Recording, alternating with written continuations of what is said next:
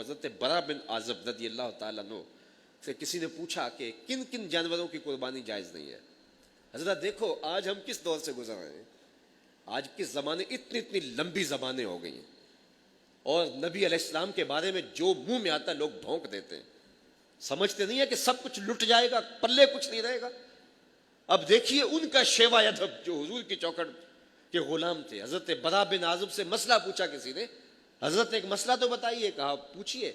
کہا کن کن جانوروں کی قربانی جائز نہیں ہے. تو حضرت برا بن عازب نے 4 انگلیاں کھڑی کی.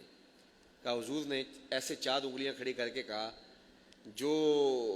جس کی آنکھ پھوٹی ہو, جو لنگڑا ہو, اور جو بیمار اور لاغر ہو, اور اسی طرح جو ہے وہ اس کا ایک چوتھا عیب بیان فرمایا. تو کہا کہ جس کے اندر یہ عیب ہوں تو وہ ان جانوروں کی قربانی جائز نہیں ہوگی. اور پھر ساتھ ہی کہنے لگے یہ جو میں نے تمہیں کہا نا کہ ایسے حضور نے 4 انگلیاں کھڑی کر کے کہا, یہ میں نے بات سمجھانے کے لیے بات کیا, ورنہ میری انگلیاں حضور کی انگلیوں سے چھوٹی ہیں. ذرا غور تو کرو, محبت کے لہجے کو دیکھو. کہا یہ میں بیان ادب کے لیے تمہیں بتا رہا ہوں, ورنہ میری انگلیاں حضور کی انگلیاں جتنی نہیں ہیں, وہ بڑی تھی اور یہ انگلیاں چھوٹی ہیں. حالانکہ کسی کو شائبہ بھی نہیں ہو سکتا تھا کہ کوئی انگلیوں سے مماثلت پیدا ہو رہی ہے. یہ تعین عدد کے لیے کہا جا رہا ہے, لیکن فوراً خیال آیا اور کہا کہ میری انگلیاں حضور کی انگلیوں سے چھوٹی ہیں. اور حضرت عباس بن عبد المطلب سے کسی نے پوچھا کہ آپ بڑے ہیں یا حضور بڑے ہیں. اس نے پوچھنے والے نے تو عمر کے بارے میں پوچھا, تو کہا سال زیادہ میں نے گزارے ہیں, بڑے حضور ہی ہیں. تو یہ ان کا ادب تھا, یہ اصحاب رسول کی زندگی تھی. آج میں اور آپ دیکھیں کہ ہم کس جگہ پہ کھڑے ہیں. حضور کے معاملے میں انتہائی حساس ہونا چاہیے, اور کوئی ہلکا اور میلا لفظ زبان پہ نہیں آنا چاہیے, ورنہ سب کچھ لٹ جائے گا, پلے کچھ بھی نہیں رہے گا. جو گناہ گار ہے اس کی معافی ہے, بے ادب کی معافی نہیں ہے.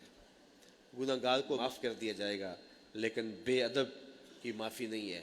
بلکہ رومی تو کہتے ہیں کہ بے ادبوں کے پاس بیٹھنا بھی نہیں چاہیے. تا توانی دور شو از یار بد, یار بد بدتر بود از مار بد. کہا جہاں تک ممکن ہو تو برے یار کی صحبت سے بچو. یہ برے سانپ سے بھی زیادہ برا ہے. سانپ لڑتا ہے تو جان جاتی ہے, برا یار لڑتا ہے تو ایمان جاتا ہے.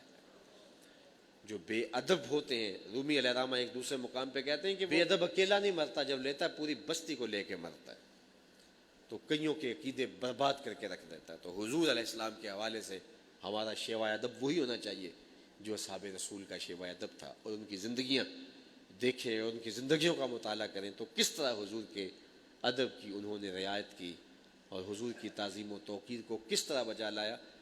ایک صحابی آئے بحرین سے, تو انہوں نے حضور کی بارگاہ میں سلام پیش کیا, حضور نے جواب نہیں دیا. تو وہ دوسری جانب سے آئے تو حضور نے پھر جواب نہیں دیا. تو خیر وہ پریشان ہو گئے, انہوں نے کسی سے پوچھا کہ مجھے تو سمجھ نہیں آ رہی, تو آپ بتا سکتے ہیں کہ حضور میرے سے کس وجہ سے ناراض ہیں.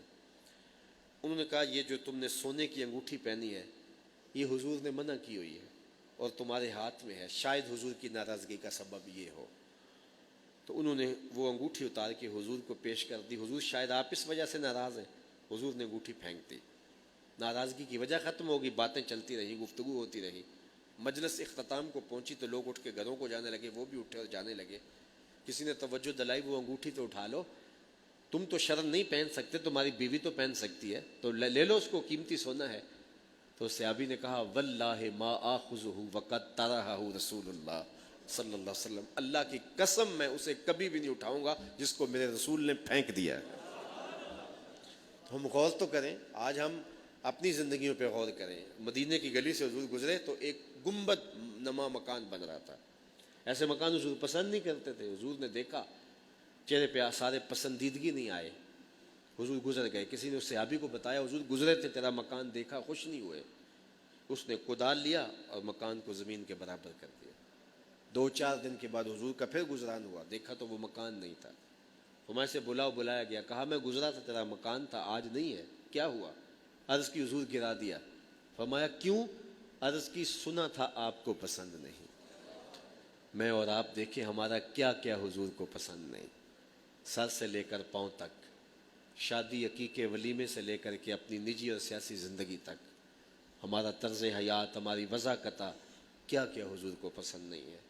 تو حضور کے ساتھ اگر محبت کا ربط رشتہ ہے تو تقاضۂ محبت ادب بھی ہے، تقاضۂ محبت اطاعت بھی ہے.